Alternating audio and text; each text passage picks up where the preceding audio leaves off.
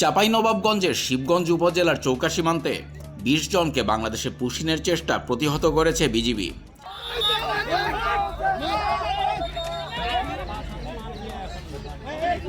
শুক্রবার গভীর রাতে ভারতীয় সীমান্তরক্ষী বাহিনী বিএসএফ এই পুশিনের চেষ্টা চালায়।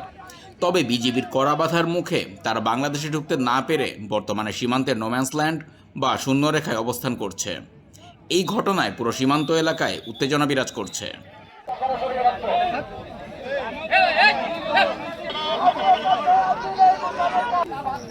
বিজিবি ও স্থানীয়রা জানান, পুশিনের শিকার হওয়া এই ২০ জনের মধ্যে ১১ জন নারী, ৪ জন শিশু এবং ৫ জন পুরুষ। গভীর রাতে বিএসএফ যখন তাদের জোরপূর্বক সীমান্ত পার করার চেষ্টা করে, তখনই বিষয়টি টের পায় বিজিবি। তাৎক্ষণিকভাবে বিজিবি টহল দল তাদের বাংলাদেশে আসতে বাধা দেয়।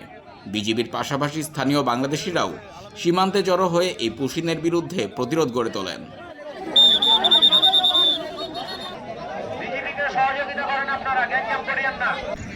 শনিবার সকালে বিজিবির ৫৯ ব্যাটালিয়নের অধিনায়ক লেফটেন্যান্ট কর্নেল মোহাম্মদ তাজুল ইসলাম চৌধুরী ঘটনার সত্যতা নিশ্চিত করেছেন। তিনি জানান, বিজিবি টহল দলের তৎপরতায় ২০ জনকে পুশিনের চেষ্টা প্রতিহত করা সম্ভব হয়েছে। তারা বর্তমানে শূন্যরেখায় অবস্থান করছে। বিস্তারিত পরে জানানো হবে।